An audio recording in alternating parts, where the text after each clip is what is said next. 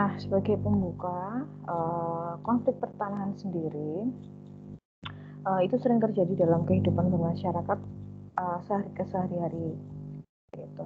Nah, khususnya di Indonesia. Mengapa hal itu kemudian terjadi? Kemungkinan untuk instrumen hukum yang berlaku itu tidak sesuai dengan kebutuhan masyarakat Indonesia. Nah, hukum pertanahan di Indonesia sendiri itu diatur di Undang-Undang Pokok Agraria. Nah, beserta dengan dilengkapi dengan peraturan pelaksanaannya. Nah, dalam pembahasan kita kali ini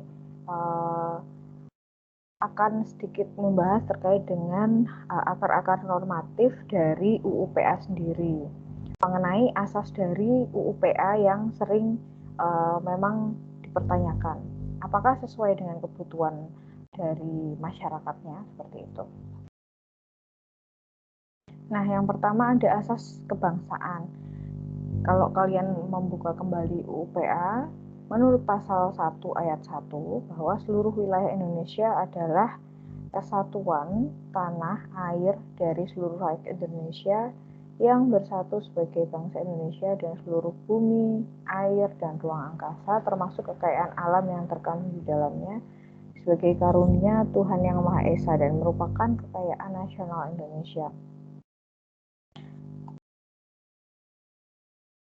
Nah, asas berikutnya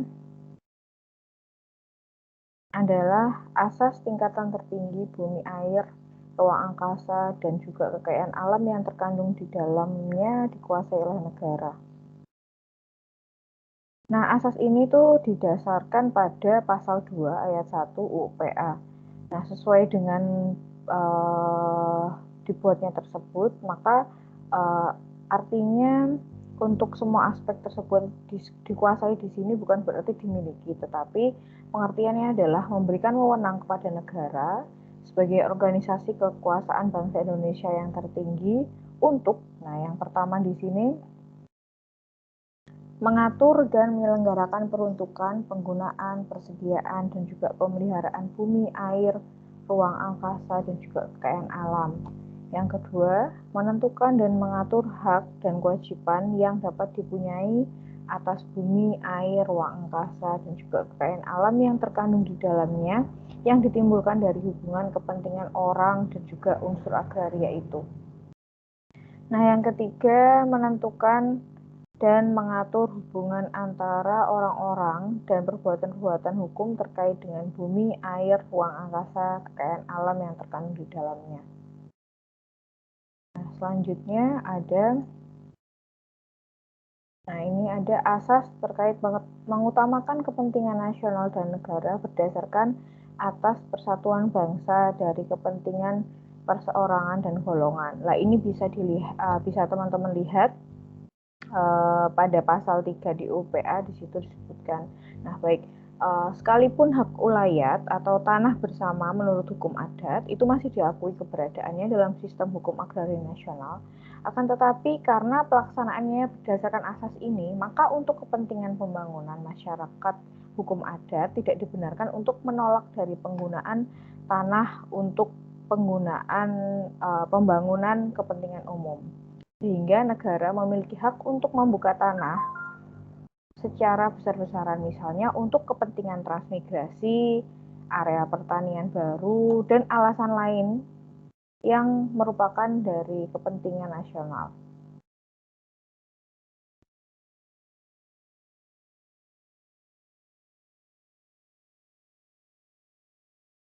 Nah, selanjutnya ada asas semua hak atas tanah mempunyai fungsi sosial. Jadi asas ini itu ditulis dalam pasal 6 yang berarti bahwa hak atas tanah apapun yang ada pada seseorang tidak dapat dibenarkan bila digunakan atau tidak dipergunakan dia semata-mata untuk kepentingan pribadinya, terutama apabila hal tersebut menimbulkan kerugian bagi masyarakat. Selanjutnya ada asas hanya warga negara Indonesia yang dapat mempunyai hak milik atas tanah. Nah, asas ini dapat ditemui pada pasal 21 ayat 1 di UPA. Nah, Hak milik sendiri, seperti teman-teman tahu, adalah hak tertinggi yang dapat dimiliki oleh individu dan dia berlaku selamanya. Nah, hak milik ini tidak dapat dipunyai oleh orang asing. Nah, asas ini tidak mencakup untuk warga negara Indonesia yang menikah dengan orang asing. Karena saat menikah terjadi percampuran harta sehingga untuk pasangan warga negara Indonesia yang memiliki hak milik akan kehilangan haknya. Nah, untuk mengatasi hal tersebut maka dibuat perjanjian pranikah yang menyatakan pemisahan harta.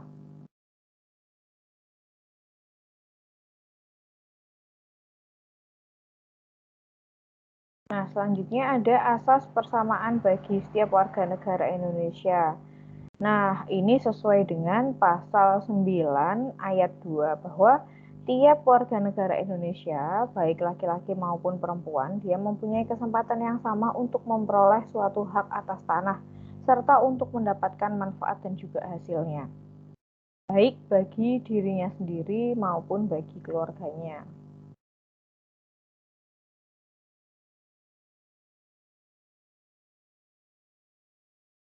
Selanjutnya ada asas tanah pertanian harus dikerjakan atau diusahakan secara arif oleh pemiliknya sendiri dan mencegah cara-cara bersifat pemerasan. Nah, asas ini dia terdapat pada pasal 10 ayat 1 di UU PA. Nah, ini munculnya kegiatan land reform atau agrarian reform, yaitu kegiatan berupa perombakan mengenai kepemilikan dan juga penguasaan tanah. Sehingga tanah yang dimiliki atau yang dikuasai seseorang tetapi tidak digunakan sebagaimana mestinya dapat digunakan untuk hal-hal yang lebih bermanfaat.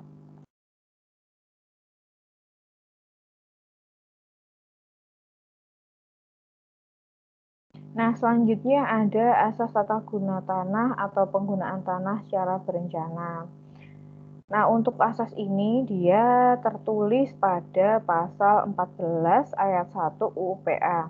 Nah, untuk mencapai apa yang menjadi cita-cita bangsa dan negara Indonesia, terutama untuk bidang agraria, maka perlu adanya suatu rencana mengenai peruntukan, penggunaan, persediaan sumber daya, air, dan juga ruang angkasa untuk berbagai kepentingan hidup rakyat dan juga negaranya. Maka rencana ini dibuat dalam bentuk rencana umum yang meliputi seluruh wilayah Indonesia yang kemudian dirinci lebih lanjut menjadi rencana-rencana khusus tiap daerah. Nah, ini juga mungkin teman-teman kemarin sudah membahas terkait itu. Kira-kira rencana apa yang saya maksud di sini? Nah, itu nanti bisa dibahas dengan diskusi waktu sesi diskusi kelompok ya. Saya akan lanjutkan terlebih dahulu. Nah, kita masuk ke asas hukum tata ruang. Nah, ini berdasarkan pasal 2 Undang-Undang Nomor 26 tahun 2007 tentang penataan ruang. Di sana ditegaskan dalam kerangka Negara Kesatuan Republik Indonesia untuk penataan ruang sendiri diselenggarakan berdasarkan asas-asas berikut. Ada 9. Yang pertama ada keterpaduan. Di sana maksudnya adalah penataan ruang diselenggarakan dengan mengintegrasikan berbagai kepentingan yang bersifat lintas sektor, lintas wilayah, dan juga lintas pemangku kepentingan. Nah, pemangku kepentingan di sini antara lain ada pemerintah, pemerintah daerah, dan juga masyarakat.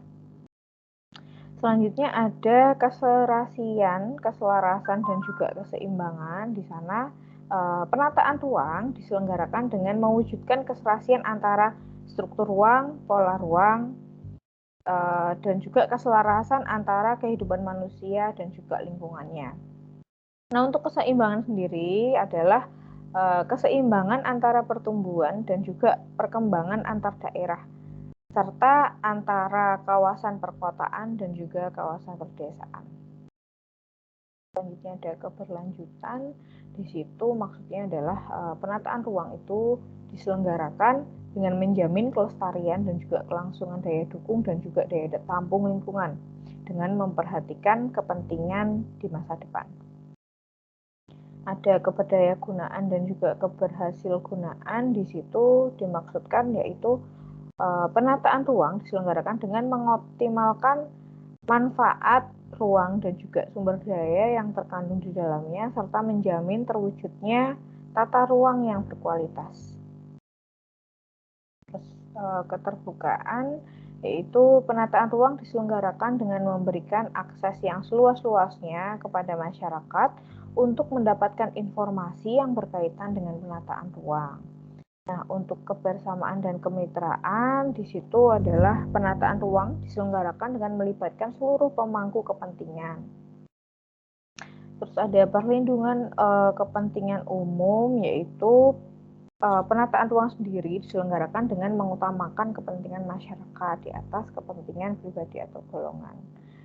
Ada kepastian hukum dan keadilan, yaitu penataan ruang diselenggarakan dengan berlandaskan hukum atau ketentuan peraturan perundang-undangan, dan juga bahwa penataan ruang tersebut dilaksanakan dengan mempertimbangkan rasa keadilan masyarakat serta melindungi hak dan juga kewajiban semua pihak secara adil dengan jaminan kepastian hukum.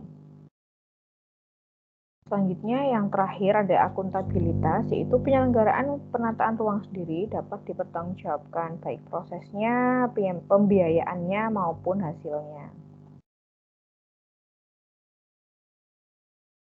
Nah, ini sesuai dengan yang disebutkan pada pasal 3 nomor Undang-Undang nomor 26 tahun 2007 tentang penataan ruang.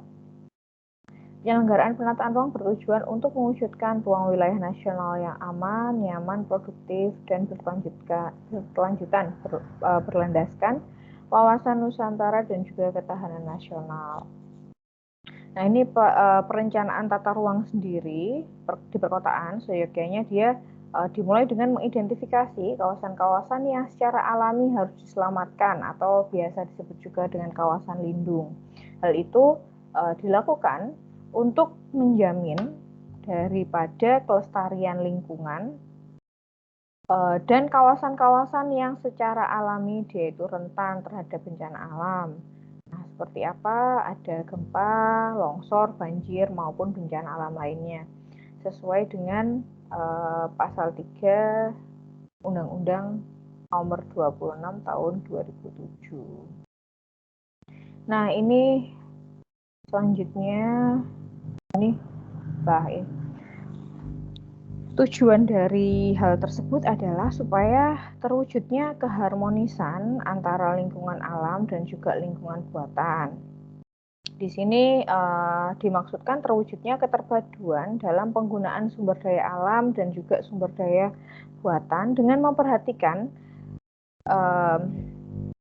bahwa dengan memperhatikan juga ada sumber daya manusia di dalamnya, dan supaya terwujud perlindungan fungsi ruang dan juga untuk pencegahan dampak negatif terhadap lingkungan akibat dari pemanfaatan ruang tersebut. Nah, dari pasal tersebut dapat dipahami bahwa rumusan tujuan atau pengaturan dalam penataan ruang sendiri merupakan penerapan bagaimana konsep dari asas-asas penyelenggaraan penataan ruang, mengendalikan arah dan juga sasaran yang hendak ditujui oleh suatu pengaturan undang-undang penataan ruang ini. Nah, selanjutnya ada terwujudnya, nah ini sudah semuanya. Oke, seperti itu. Nah, nanti Saudara Salim bisa mendampingi adik-adiknya untuk sesi diskusi apa saja yang didiskusikan dengan kelompoknya terkait dengan asas dari pertanahan atau agraria dan juga tata ruang, seperti itu. Nanti aplikasinya yang bagian pertama yaitu lebih ke diskusi terkait dengan bahasan ini atau membuat ringkasan dari bahasan materi kita kali ini. Untuk yang bagian kedua, nanti ini masuk ke learning journal yang bagian kedua, nanti lebih ke penerapan atau implikasi dari asas-asas agraria dan juga penataan ruang ini diimplikasikan ke kehidupan sehari-hari atau kasus-kasus yang sudah ada di masyarakat, seperti itu. Oke, baik. Barangkali ada yang mau ditanyakan sebelum nanti teman-teman masuk ke diskusi kelompoknya masing-masing.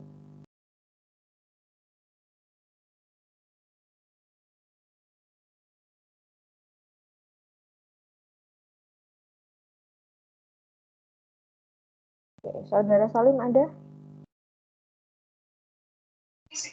Ada, Ibu.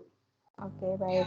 Karena memang ini nggak ada yang mau ditanyakan dari adik-adiknya, nanti saya minta tolong untuk Mas Salim mendampingi adiknya di proses diskusi. Silahkan membuat bisa boleh channel ataupun langsung meet sesuai dengan kelompoknya. Seperti itu. Ada berapa kelompok?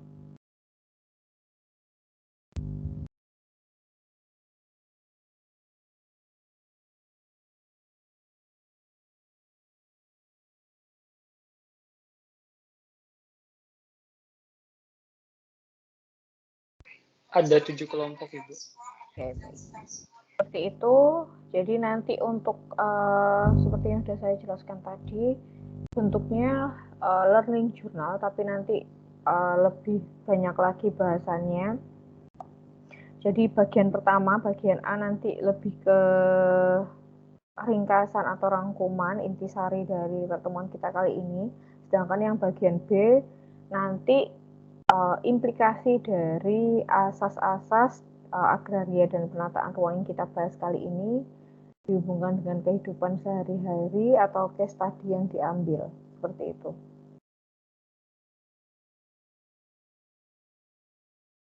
Oke, bisa dipahami ya.